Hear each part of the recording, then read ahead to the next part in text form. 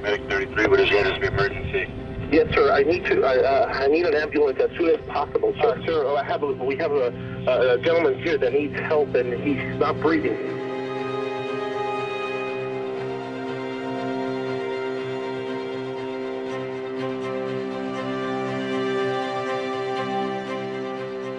You're talking about Michael Jackson here. It was absolutely huge.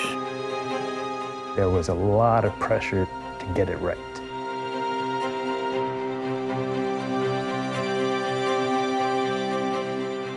This isn't a man who should have died.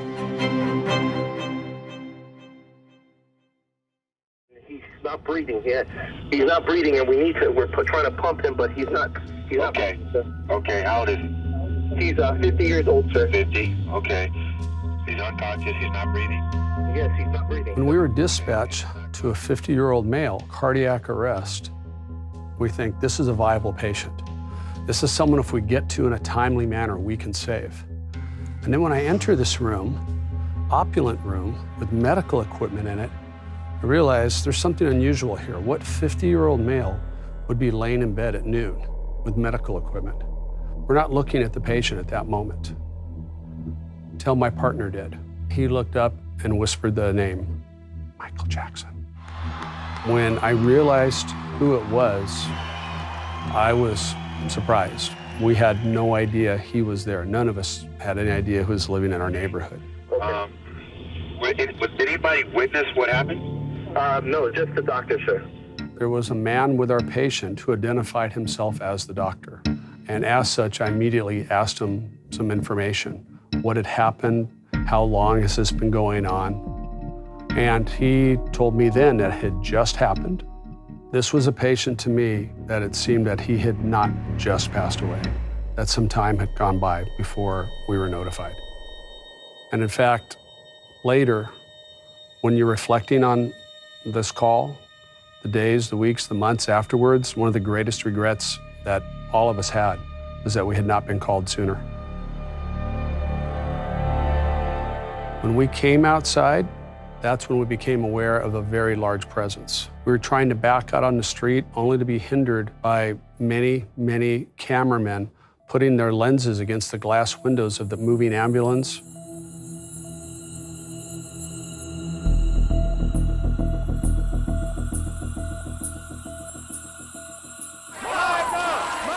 People seem to forget or don't realize about this investigation. It was a death investigation. It really wasn't a crime at the time. From the information that I had, it was probably an accident or natural, and we would find out that he had some pre-existing medical condition, and then we would be done. Just look at what we knew in the first hours of this. Taken to the hospital, there wasn't a bloody knife, there wasn't a smoking gun. There was nothing on the surface that would lead anyone to believe anything nefarious had occurred. When I arrived at the hospital, Dr. Murray was gone. So he was no longer there at the scene. We're in a bit of a panic then. The one person that was in a room with them at the time that everything happened is no longer at the hospital. There were several attempts right away to get a hold of Dr. Murray that were negative, that they were going to voicemail. You have family members, Jackson family members coming in and people wanting some questions answered as well as us. It is believed he suffered cardiac arrest in his home. A team of doctors, including emergency physicians and cardiologists, attempted to resuscitate him. The emergency room physician, they believed it was a heart attack, partly because of what Mr. Murray had told them.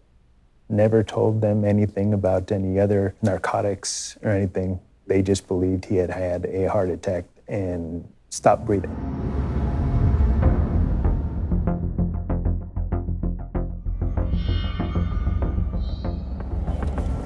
So here we are at the Carrollwood house.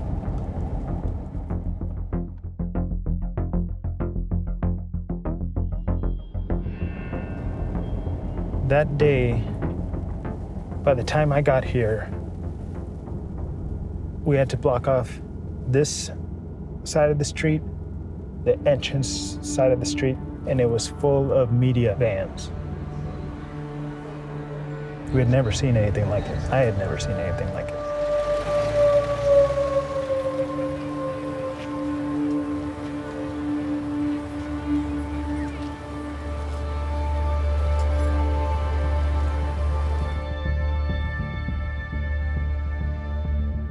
There was the room where Dr. Murray treated Mr. Jackson. And then there was a locked room, which was Mr. Jackson's bedroom. There's a fireplace in the room and it was roaring. So the room was very, very hot. There were like Post-it note or pieces of paper taped all over the room, on mirrors, on doors, with little slogans or phrases. I don't know if they were lyrics or thoughts, or some of them seemed like poems. The bedroom was a mess.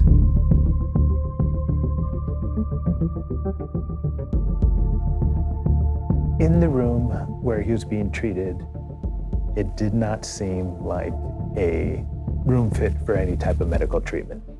Not even like a home makeshift medical suite. It was just bare bones.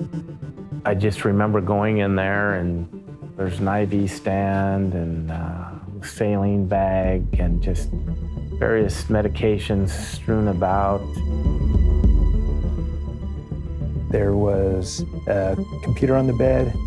There was a lifelike doll on the bed. And it's kind of like advertisements of pictures with babies. Everybody knew about the allegations that had been leveled against Mr. Jackson over the years. One of the things when I saw the laptop on the bed, do I go into it? But you have to realize the type of case I was investigating. When you get, hold of an investigation, you have to kind of whittle out what is and what isn't. It's like with any case, you don't allow whatever the victim was into prior to his death. Your investigation is focused on how did he die and who was responsible for it. In the room where he was being treated, a bottle of propofol had fallen on the ground and rolled under this moving nightstand. I didn't know what it did.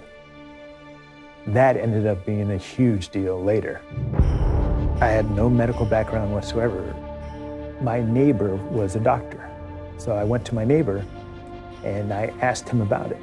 And my neighbor was the one who got it started of, whoa, what is this doing here? This is only used in surgeries. This is used to put people under.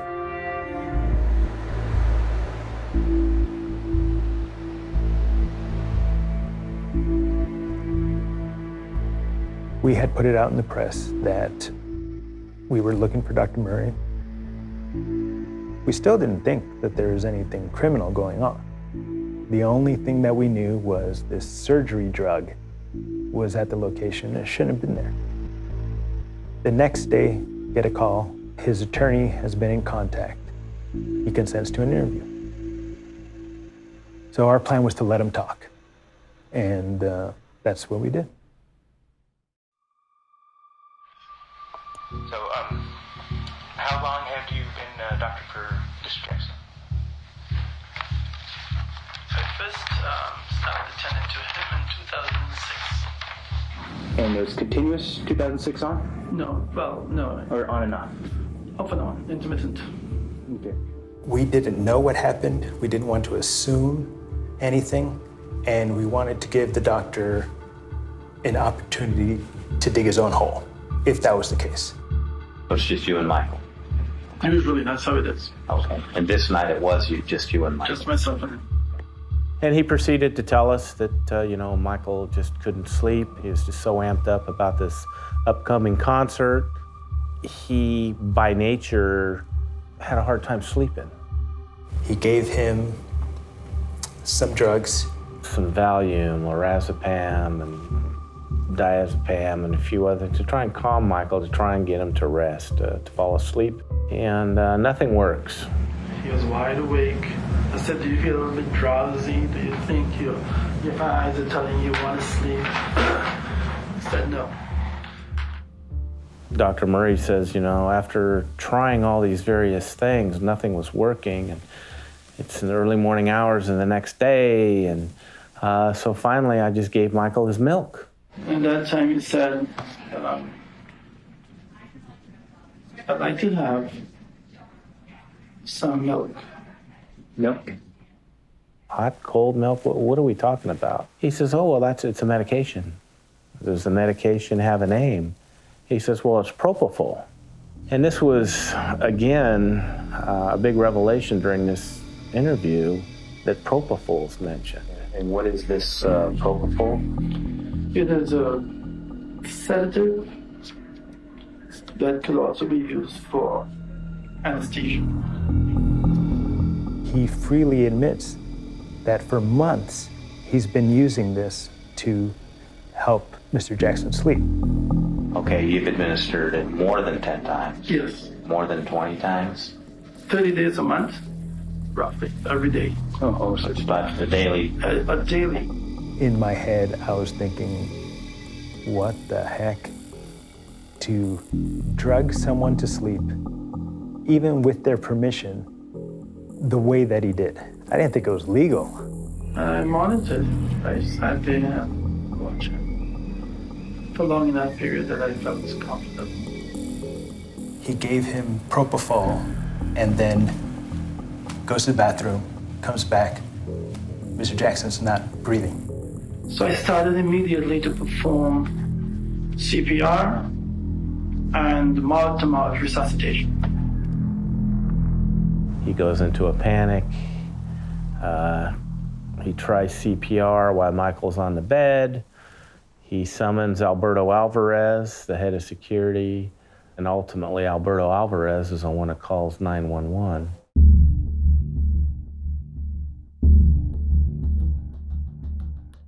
When we reviewed the CCTV at the mansion, we saw that he carried in a bag with him. And also the family and the security staff told us he would always carry a bag with him. When he went to the hospital, he did not have the bag with him. The biggest aha moment was when I had asked Dr. Murray where his bags were. Where's your bag where those syringes would be at now? Oh, really? I don't have that. I thought you left it there. He was assuming that we had it. You haven't got my bags? Once he realized we didn't have that, he's like, deer in the headlights look, if you will. Legally, we can search the areas that are relevant. It wasn't in the room that was relevant. If you walk into the dressing room and you turn right, at the high level top, the bags are left there with the items in it. In those moments, people aren't their sharpest. They're not thinking the best. So it's our job to take those little mistakes that people make and build a case on them.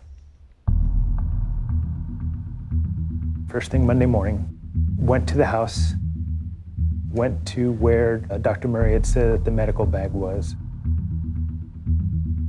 Different room, in a closet, in a cubby above the closet, and recovered the bag.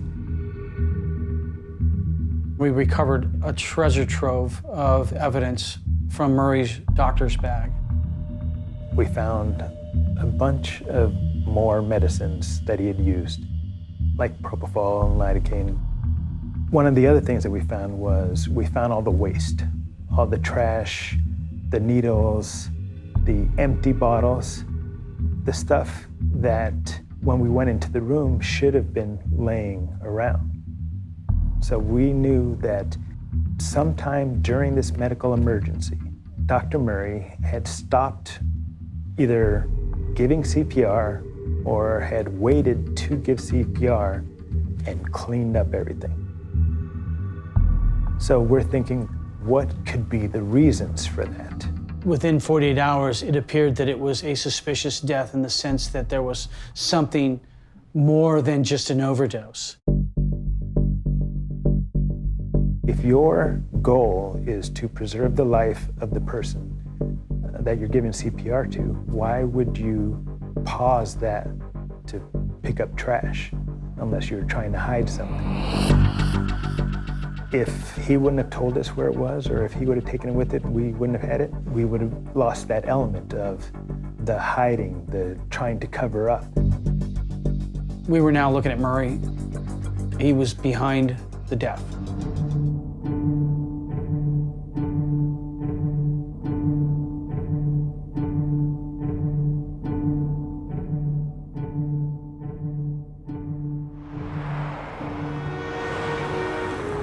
Not only do you have to do what you can for the victim, but you also have to take into account the organization.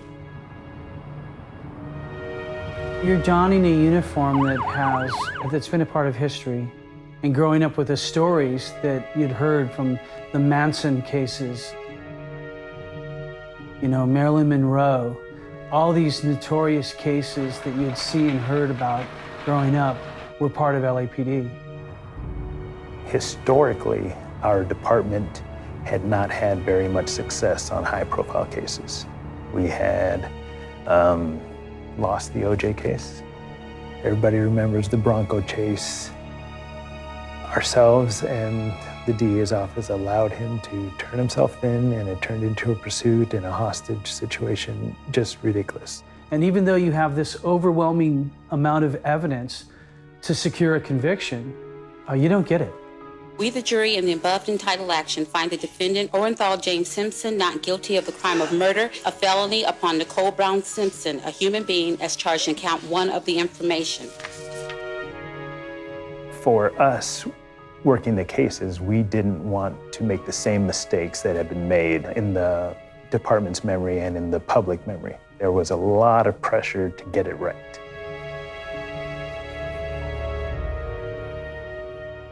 Me personally, I thought that it was going to be horrible. The public scrutiny, the second guessing. This is kind of like when the generation when Kennedy was assassinated. I now will remember that I was in Times Square, you know, when I found out that Michael Jackson passed away. There was a lot more pressure, if you will. There was a lot of eyes on us, obviously, to get the job done. It was daunting at times.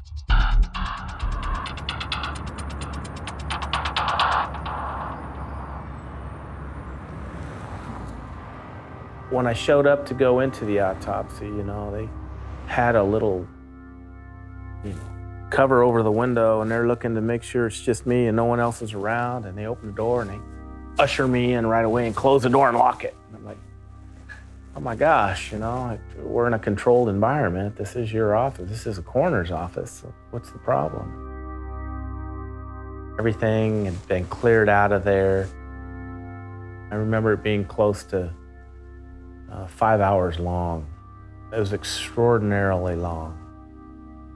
The thing that was odd that I found myself periodically looking at was, his head, his scalp. Because whenever he's out in public, he's wearing a wig.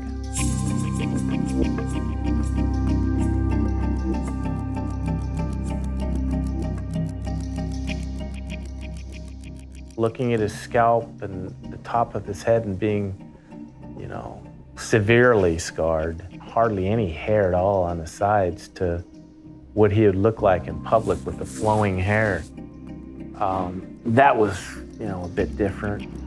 Not defending his use of prescription medicine by any means, but, when you experience something like that, it kind of opens up the door for painkillers and whatever else that may lead to. But other than that, it truly just, let's do this and get it done, yeah. Blood is drawn, and then that blood is sent to a toxicology unit. So the initial autopsy didn't show much, you know, nothing much that you wouldn't be shocked a 50-year-old body would have. He was relatively healthy. You know, this isn't a man who should have died. While an official cause of death has yet to be determined, the coroner's office says it has everything needed to make a ruling on why Jackson died. We're still waiting for the toxicology reports and the completion of all the reports that are coming in. Oh, the body was removed. It was weeks went by, and we kept asking, when are we going to hear from toxicology? When are we going to hear? We had a death, but we didn't have a criminal death yet.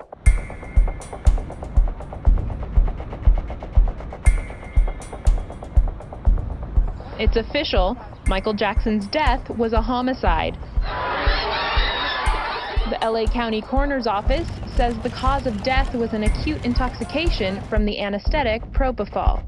Once the toxicology report came back, it gave us a lot more power behind our investigation. Other than going on a hunch, now we're going on facts. And then it became the idea of how bad. That was the big question. How bad is this? Ultimately, the toxicology results, you had those over here and you have Dr. Murray's statement here, and it just wasn't jiving. There was just no way that what he said was factual to what they found out. Had enough propofol in him to drop a rhinoceros. He could no longer breathe on his own, and Murray had not set up an environment to allow for artificial means of breathing, which is reckless, gross negligence.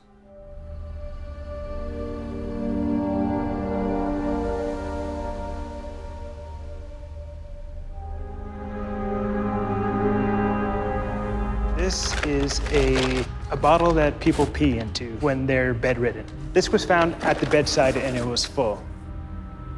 He used the restroom without having to get out of bed. What it made us think was that he was completely incapacitated, that someone was caring for him to that extent. Seeing things like this, I realized that he wasn't being helped to fall asleep. He was being kept under. As a consequence, not having the strength or the ability to get up and go to the restroom, just take care of business and continue sleeping. Stand up for Michael! Fight for the doctor! What we did is we took our case, and this included all of our interviews, all of our statements, and most significantly, the toxicology reports and the autopsy reports. We had 11 physicians in, I think, 5 or 6 different specialties review this material, and were asked to render an opinion. As I was looking for doctors to evaluate the level of care, I came across Dr. Schaefer. He was instrumental in developing propofol. I demonstrated that in statement after statement after statement in Conrad Murray's interview, what he said made no sense. It was not possible. He just asserted things that were not true. You would need a continuous drip of the propofol and not a shot, not an injection, like Dr. Murray had said he had used. It wears off really quickly.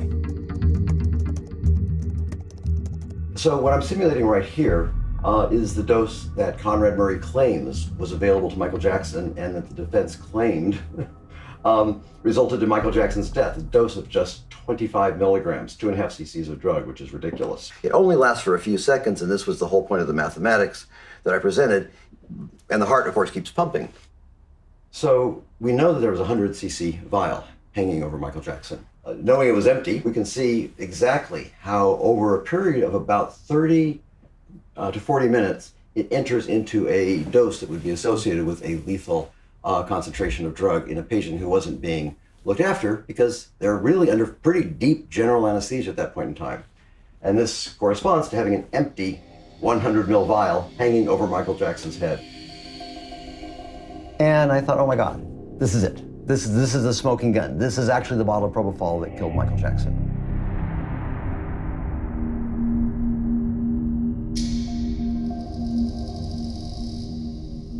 What we discovered was one of the IV bags had been emptied. One of the propofol bottles had been upside down inside of the bag. There's a bottle of propofol inside an IV bag? I mean, one of the single weirdest details. There was a big tear, a pike or a needle that is large would have broken the top of the propofol bottle so that it could drip freely down. Basically, Murray was using the saline bag to hang the bottle of propofol from the stand, but also, I think, to hide it, because he didn't want anybody to know he was using propofol. So to get an idea of just how crazy this is, the anesthetic drugs are all dangerous. There is really no access outside of the healthcare setting. We have pumps that are set up, they're precisely calibrated, and we precisely control the dose. He had an IV line that's coming down from here, and it's got a little roller clamp on the side. You just adjust this little roller clamp. It's a gravity-fed system. There's very little control on the rate of the drug, and that's what he was using. It's insane. Nobody trained in propofol administration would not precisely control the infusion rate. Nobody trained in the use of propofol would ever walk away from a patient who is receiving propofol as a continuous infusion. Physicians with no training in anesthesia have no business giving propofol. So at that point, we knew this was not an honest mistake, but that this was on purpose bad medicine. An MD degree is not a license to do whatever the hell you want to do and just think you can get away with it.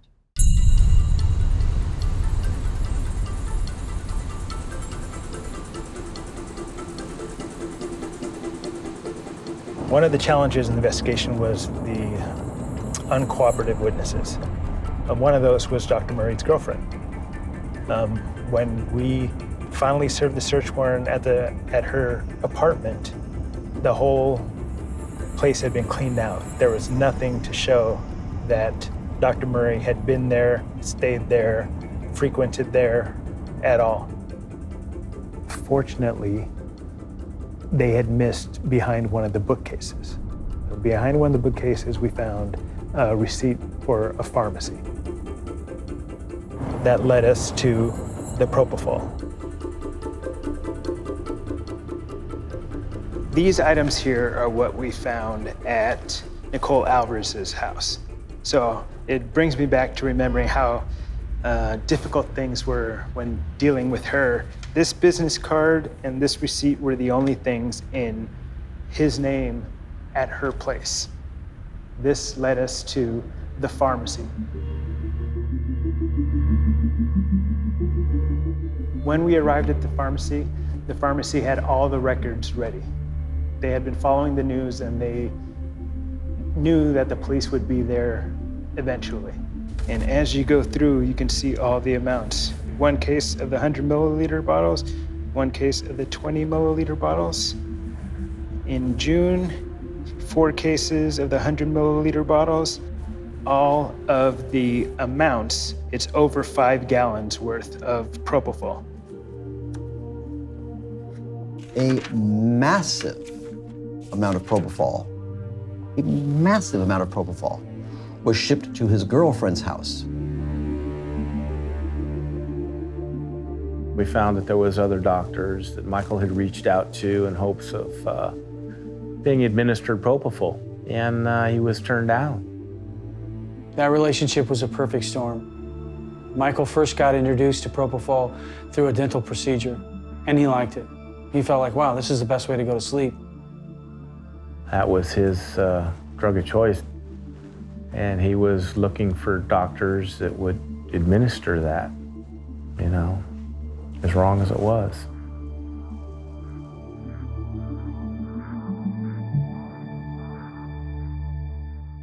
Usually you think of a doctor as someone very successful and ethical and distinguished. Why they would risk a patient's life for anything. What would make it worth it?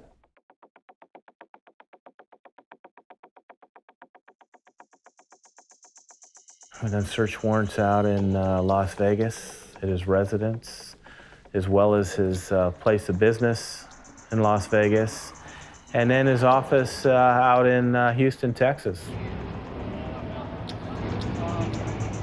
We get into finances, we get into business dealings, and his relationships. We executed a search warrant at the Armstrong Medical Clinic this morning with members from the DEA and the Houston Police Department, and we are from LAPD Robbery Homicide Division. He had several children. We would learn several of them by several different wives. He would go out to places of adult entertainment and spend outrageous amounts of money. He would put on a show and not be able to support it financially.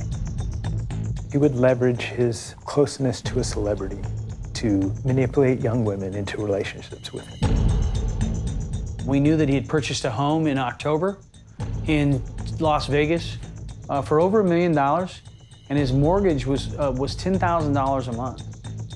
And he had stopped paying it.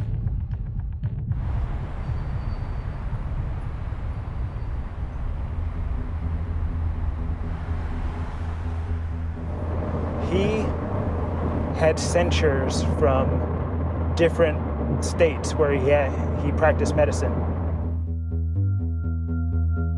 With these different medical boards, they sent us the files of the complaints and the penalties that they would impose on Dr. Murray when he would violate their rules.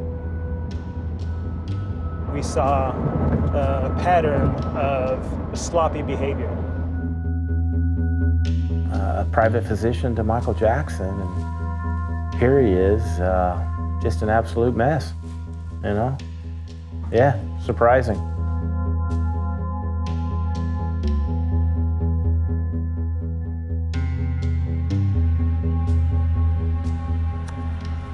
This is what I recovered from his car, from the doctor's car.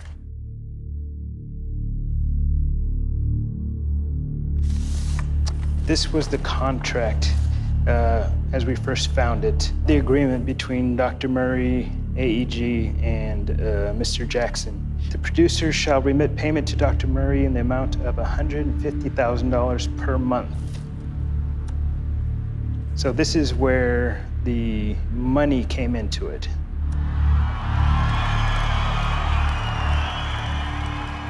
Michael had started working, preparing for this huge comeback tour, and that's when he had reached out, Michael, and told AEG that he wanted Conrad Murray with him. And initially AEG's like, you know, London's not a third world country. They have fabulous doctors over there. What do you need your own physician for? And Michael's response to his managers were, listen, the President of the United States has a physician, travel with him. I want a physician to travel with me. Dr. Murray agreed to go ahead and accompany him and provide Michael with what he wanted. So he needed this gig with Mr. Jackson either to pay off or to keep up with his debts.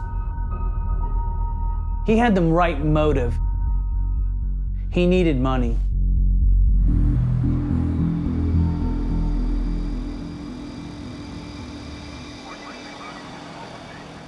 Ultimately, the decision was made to charge Dr. Murray with involuntary manslaughter as opposed to second-degree murder.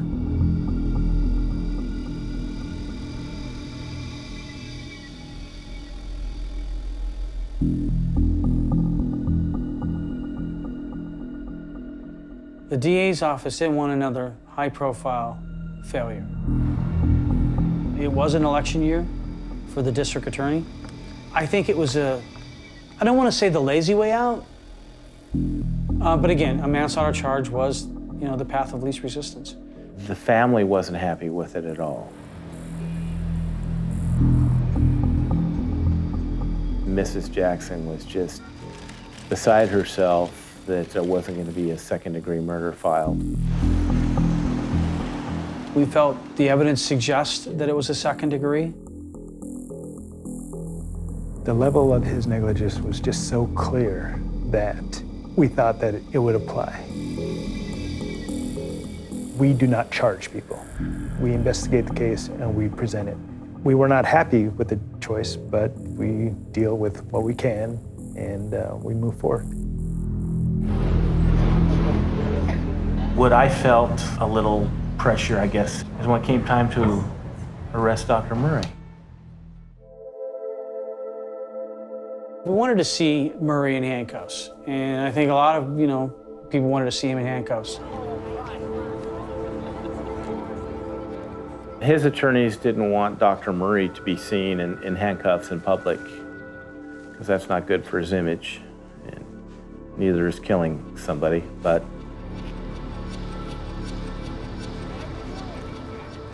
behind our backs, the DA's office made that agreement with Dr. Murray's attorneys. the doctor turned himself in, voluntary surrendered. You know, I'm of the opinion that regardless of who you are, what walk of life you come from, if you've done wrong, then you need to answer for that.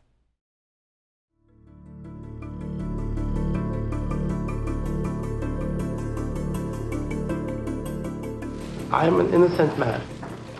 I therefore plead not guilty. Again, he feels he'd done nothing wrong. It wasn't his fault. He's arrogant individual.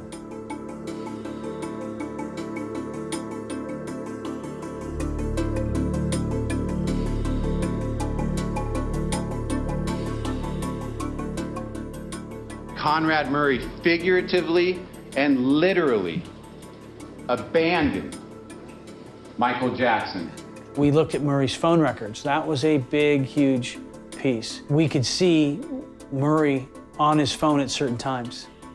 He left this vulnerable man filled with Valium and midazolam and lorazepam and propofol with no medical monitoring equipment, no necessary resuscitative equipment. He left him there, abandoned him to fend for himself.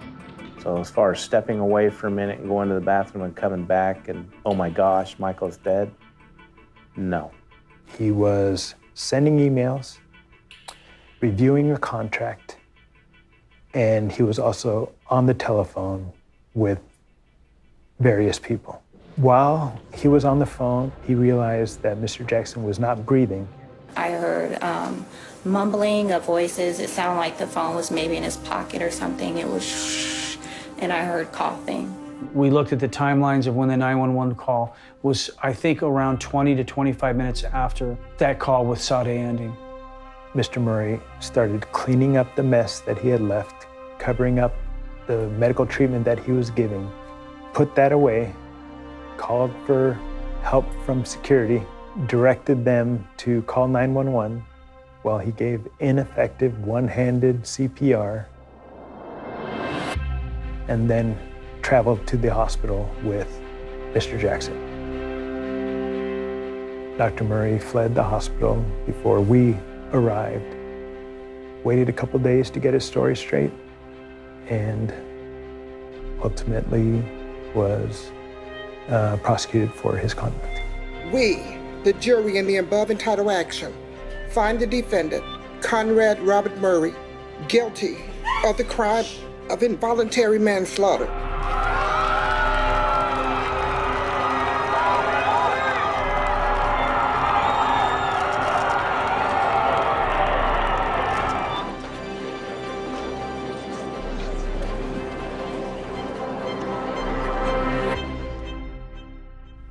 That's how that turned out.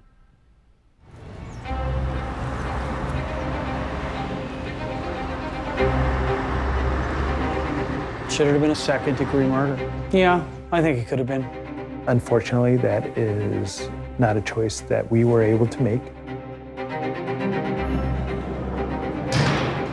The biggest thing is that he does not get his medical license back in any state, and I personally don't see that happening.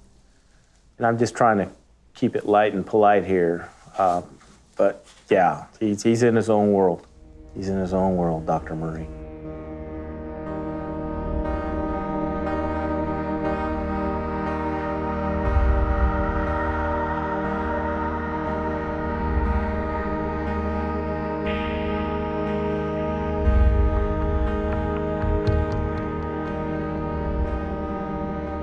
I think that this case, we actually have the answers. We won't be in that book of unsolved murders, all the big ones where we failed.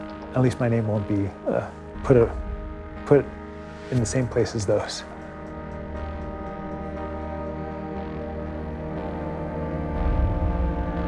It's something I'll never forget, obviously, the rest of my life. One hell of an experience. Yeah, no regrets.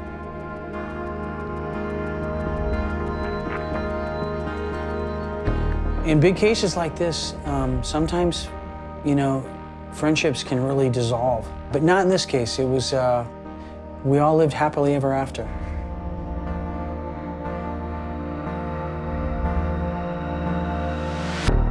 As soon as this one was over, it comes to, this is what we expect of you. You get your next murder and you move forward.